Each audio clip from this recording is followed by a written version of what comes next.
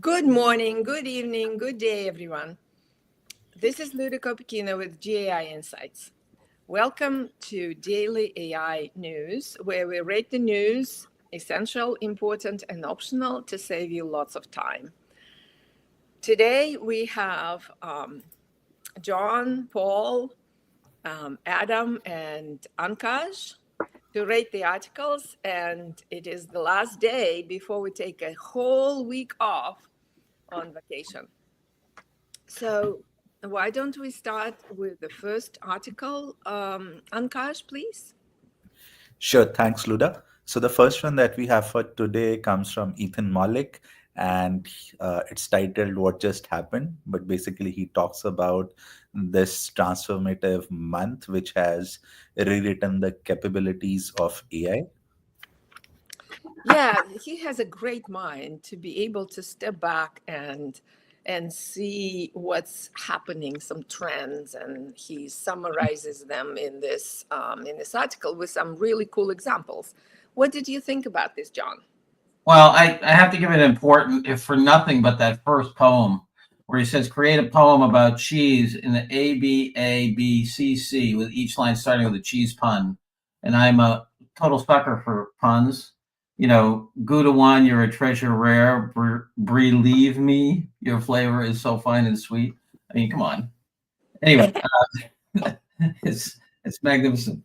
Yeah, no, I think that it's nice to have a fellow traveler in Ethan. I mean, we talk about everyday miracles. As he points out, ChatGPT 4, when it got released, it was only kind of level 3 model. Now there's 8 of them. There's these fantastic new reasoning capabilities.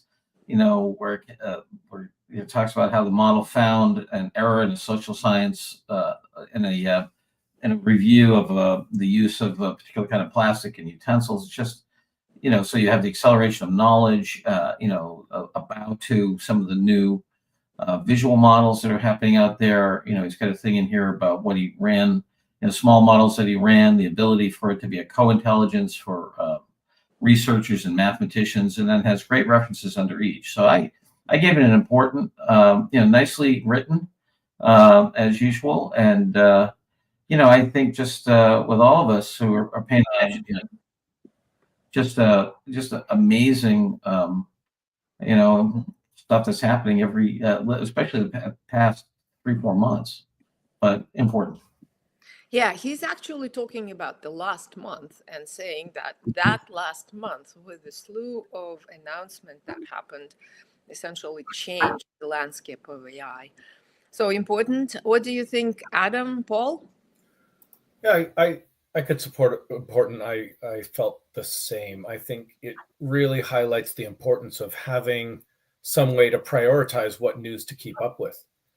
Like if there were a team of analysts that provided their insights and rated it as essential, important, or optional, that would really help our listeners keep up with this pace of change in the world today. So it's a good thing that we do what we do, and I think his article really emphasizes the need for this very show and the ratings that we provide. Yeah. So, but I do like his ending. So he says, he talks about what does it all mean, and then says, this suggests that there's an opportunity to shape how these technologies transform your field, and they exist right now when the situation is fluid and not after the transformation is complete. A great message, actually. And yeah, Paul, important? Yeah, let me see if I can make the case for essential. I think I've been with 3 CIOs in the last month or last week, 10 days. And if there was one article I would want all of them to internalize, it's this one. I think Ethan does a great job of speaking to the masses and everyday man. And because, Adam, to your point, last month was such a huge month in news. This is a good month at a glance implication part of it. So I would make the case for essential. Yeah, I can support essential because it's crisp And it's also like if you scroll down a little bit on Kash, he gives an example of how he's using voice and talking to the bot about whether these illustrations are good, bad, or indifferent, and it's fascinating to watch, like this one. Yeah. Right, you can't hear it, but it is fascinating. So certainly, yeah, I can support Essential.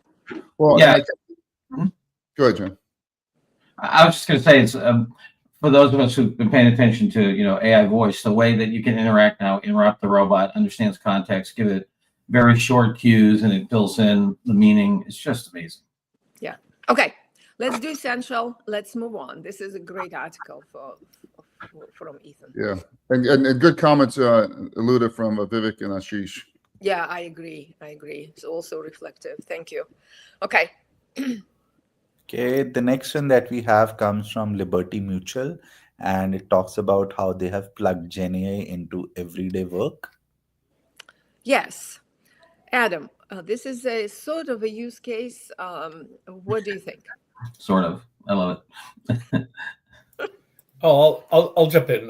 Yeah, I mean, I literally, you had signed it to me. Oh, okay. Go ahead. I don't mind. Go ahead, Paul. Yeah, I had important. I mean, it is very light on details. I do find that 1 and 4 is very important. I don't know that a Microsoft shop. I'm assuming they are. So this is yet another company that was a Microsoft shop and chose to go with ChatGPT Enterprise instead of Microsoft. I think the scale is important here, 45,000. And they obviously got comfortable with the ROI. So I had it as important with a caveat. This is a light use case. I'm a lot more interested in exactly how they rolled it out and metrics and everything else. Yeah, I was on the optional side, but what, John, Adam, what do you think? Yeah, I was more optional, just not because it's not, a great application and lovely to see, 45,000 people, the real base of the organization, but it's just super light. I mean, it's like, yeah, lazy reporting. Adam? I was optional as well. I don't think there's a lot of value to take away from it. Okay, let's go optional, Paul. Sorry. Yep. And here's Liz commenting that she is using the robot, the voice robot, all the time. That's great. I haven't started doing it yet. Okay, great. Let's proceed to the next one. Okay, the next one comes from Salesforce and talks about their new Agentforce 2.0, which brings reasoning AI to enterprise. Yeah, I thought it was between important and essential.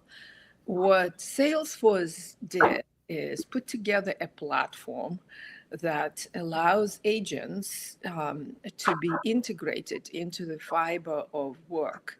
And they are essentially focusing these agents into extending teams with whatever skills they're needing.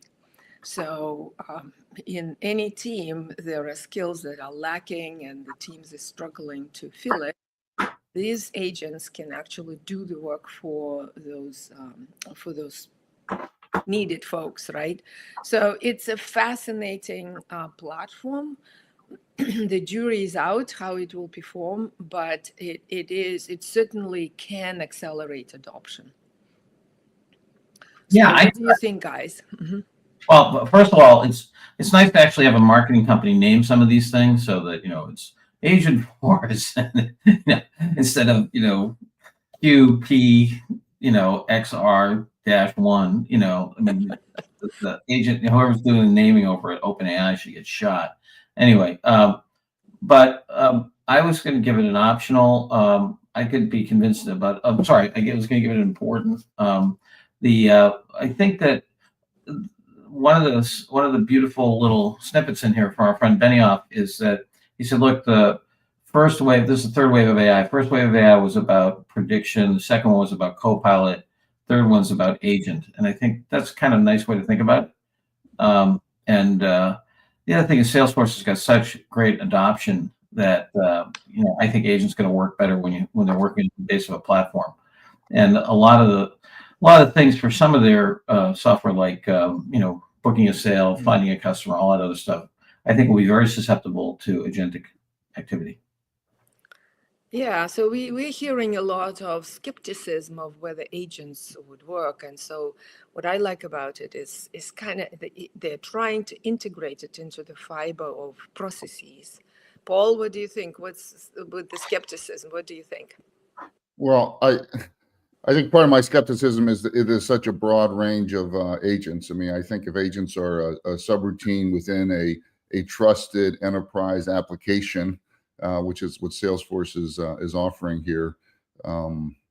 Yeah, I had it as important only because so many people use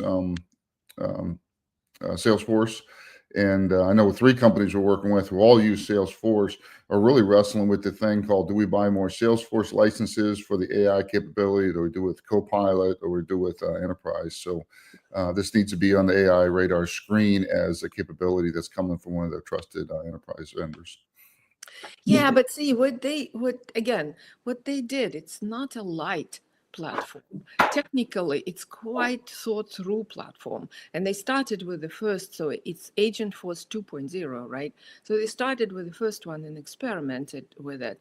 So the processes and the pre-scripted agents that they put together are equipped with the semantic information. So they have the reasoning and the relevance scores that they can use. So it is not a light platform. And so as a result, it will be giving quite good results. And that's in the article. The results are already quite good. So that's why I'm kind of bullish. But I'm okay with important Adam. Yeah. I think that the challenge still is scale. Are you going to let these agents send out emails to your customers when there's some variability on it? Or how do we get comfortable that when we send out 45,000 emails to our Liberty Mutual customers, picking a random company here, that we don't need to have human in the loop, and we can be 100% comfortable that it's on brand, on message, and no ethical violations? Right, but you wouldn't do it day 1, but you might want to do it day 365, right? Adam, what do you think? Yeah, I think I'd support important simply because it is Salesforce and it's significant. And as someone was commenting a little before, Michael, about them really being an AI native company, and they were early to cloud, early to AI. It's a significant accomplishment. I think the verdict's still out. It's an interesting challenge. You were talking about, Paul, about where are they going to buy licenses, and I think they're probably, people are going to end up buying them in all sorts of tools because the business case and the ROI and the value add from what it can orchestrate within those specific business processes is powerful enough to justify it. In all of these different places. The other thing I'll just throw out, I thought was super interesting, was at the end there where Benioff talks about the Robot Force Partner Program and looking at how you can extend the capabilities of the AI agents out into the physical world. And that's where things start to get really interesting. Really interesting. Yeah. One highlight, Adam, I want to do in this one, though, I do think it's very instructive looking at founder-led vendors are really acting very differently than non-founder. So Benioff at Salesforce, Zuckerberg at Meta, Bezos coming back to Amazon, are just seeing this AI moment and transforming it. We're not seeing that from SAP. We're not seeing that from some other ones. So I do think Benioff is really showing some great leadership and more mobilizing the moment here for his company, which I think means more innovations in dollars. And you're not seeing this from Workday and SAP and ServiceNow and others, which are all optimizing everything for their quarterly earnings. Yeah. Go ahead, John. Yeah, we found the same thing in our billionaire book, that basically once the founders, we do this self-made billionaires, once the founders get out of active control. I mean, you look at the Walt Disney Company, there's nothing they sell today that Disney didn't invent. Can you imagine Disney in this AI moment, John? That's amazing. And I remember being a little kid looking at robots in the Hall of Progress, watching Abraham Lincoln speak. That was 1968. Yeah. And Benioff is really, really excited because at the end of the article, there's a quote. It's the beginning of the beginning. That's really, he is really excited. Okay, important it is. Let's proceed. Yeah, I think Ashish has an interesting point here about Sutskemer. Current one's thin veneer over automation. I agree. Yeah, thank you. Lucinda was talking about integrating that Salesforce is integrating agents and LLMs into the workflow real time. Yeah, Yep. Good quote.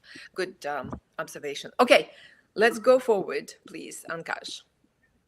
Okay, the next one comes from Google DeepMind and it talks about facts grounding, which is a new benchmark for evaluating the factuality of large language models. Yes. Adam, what do you think? I feel like we talked about their benchmark not long ago, and at the time I was a bit suspect because it was that their new model had done so well on this benchmark, which was the benchmark that they had created. And then you look at this chart here, and all of the top results are basically how their models perform against their benchmark. And I feel like this is a little too much of them trying to promote and to get industry acceptance for basically their metric of how we should be measuring this. Now, as I think I said last time as well, grounding data in real world knowledge and having that facts grounding set and the concept behind this is very important. And I could argue for why this is important news, because it is helping establish some consistency around that framework. So I would probably lean more towards giving this an important than I did on the news around how well Flash had performed on their benchmark. The information that's here is more about the benchmark itself, and it is a very important one, and Google is very good at that, which is the grounding of the data. So I was on the fence with this one for optional or important. Okay. I was thinking I was thinking important because they carefully selected 700 plus those examples that and they are saying that they will update it on the monthly basis. What do you think, Paul, John? Yeah, I was going to give it an optional. I think it's good to have another benchmark out there, but I didn't think it was that important for our AI leader. Okay, Paul. Optional. Customer enterprises buy that you fit with their use case, not that there's this breathlessness of exceeding benchmarks over in the tech community here. So optional. Okay. All right, optional it is. Let's proceed. Okay, the next one that we have comes from DHS and talks about how they are using chatbot for streamlining internal operations. Yes, Paul, what do you think about this one? Yeah, I mean, I think, yeah, am I on mute? No, I think this is we're going to continue to see just an absolute slew of internal use cases for employee chatbots, and this is yet another one of them. I do think it's notable that it's government that's done it within a private, what they call it, in a way that at least their secure environment here. I had this as optional because there's not a whole lot of detail here, but kudos to our government for moving forward. Yeah. Okay, optional. John, Adam? Yeah, I looked at this as defense against Doge. I wondered if they hurried up and published this thing before Mr. Musk starts hacking around with HHS. Anyway, yeah, optional. Well, John, I think it just we haven't had any snark today. So, I think I saw one study where 95% of all the government offices are empty because they still work at home. And this is just making the homework even more productive. Yeah, look, beyond the politics, I do think that if you look at most of the functions of government, they'll be highly susceptible to automation with this technology. Labor is only 17% of the budget, but that's still a big number. Anyway, it's going to be interesting. Yeah. Okay, Adam. Okay, optional. It's just the case. It highlights that the government is active in this space that we should expect. I am okay with optional. Optional it is. Well, I know Michael suggests important, but this one is very light on detail. It just essentially said we created a bot and people are using it. That's wonderful. So maybe we find a better case to put it as. Okay, optional it is. Let's proceed then. Okay. Yes. So moving to the next one. So Google has introduced Gemini 2.0 Flash Thinking, which is an experimental model, but is topping the charts. Yeah. Um, Adam, I know I think you might have experimented with this. Have you?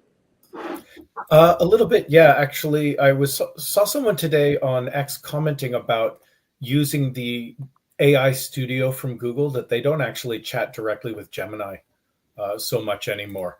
And I went over there because that's where this is, and it's really a nice experience, and you can just chat and select which of the models you want to chat with right there. And so I've used it. It works. It's similar to what O1 does in terms of reasoning. It's great that this is out. They actually announced this a week ago when they announced 2.0 Flash. That reasoning was part of that, and I don't really like how all of these these foundation models are using the term thinking for what the model's doing, and but I've also seen so far it looks like this really is doing a chain of thought process, and it's breaking it down into smaller steps, and it's going through those one by one. It's on the fence, honestly, between optional and important. In some ways, it's important that Google's continuing to play catch up. They've had an absolute slew of announcements in the last week, and as Ashish alluded to before, are now debatably in pole position. But on top of everything else that's been going on, this is really it's still sort of an experimental mode. So I was leaning towards optional with that. And it wasn't given that much of attention, right? So this is on X. The articles that I could find about it are very slim. So the Google is not putting it up front, right? So they're probably thinking about thinking here. Okay, Paul, John, so we're thinking optional. What do you think? Optional. Optional. Optional. All right, Yeah. optional it is. Let's proceed. Ankash. Okay, the last one that we have for today comes from OpenAI, and it talks about how ChatGPT has added more PC and Mac app integrations. Yes. And this was John. Yeah, I don't. I was going to give it an optional. I can be convinced of important. The thing I want to do is use it more. I know, or use it at all. I haven't used this technology. I know if I remember right, Adam, you used some of the Anthropic stuff and said it really wasn't that impressive yet in terms of its capabilities. I don't know if it's gotten better. The notion that you're going to give over that the way we're going to solve the horrific lack of integration across a ton of different applications and the kind of kudzu of software that we have on our PCs is that we're going to have agents sit on top of it and deal with all the garbage interfaces and lack of compatibility and all that stuff. I think is a natural evolution. So I think this is going to happen. But this particular announcement I had is optional. Okay. Yeah. So I was just as I was thinking about it, I was thinking it probably would not be OpenAI to do this type of integration. It probably will be Microsoft's and folks like that who have deep penetration into our PCs. What do you guys think? Where would the front horse go? Who will be the front horse here?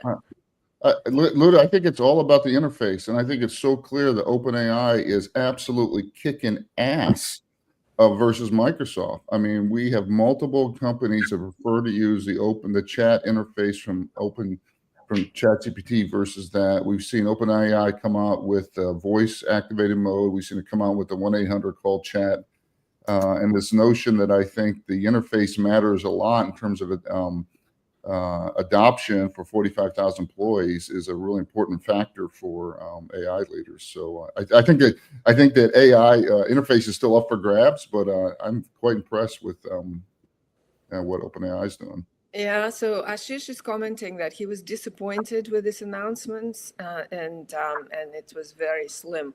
So yeah, I had the same feeling, and the problem is that they're skimming the surface. They are asking you for all the permissions to use these tools. And so you will be tired of giving them the permissions before you get to real work. So we need integration inside the fiber. And Microsoft will catch, I think they will catch on. Well, but I think the key interesting, I mean, I think Google's done a stellar job of having your Google email as the login for many different apps. Are we going to see the same trend on the interface, you know, an agentic interface as the front end, not just the authentication piece, but Yeah. clearly Microsoft got the, Yeah, it's early days. It's an important and then battleground. Anthropic is in there as well with their computer use.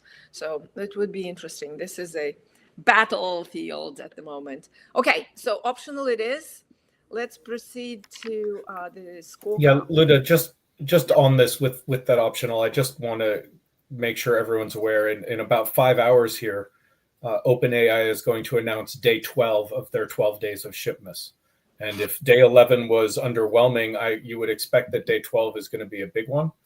And so everyone just stay tuned, because that's coming in about 5 hours here. I saw Sam Altman posted today.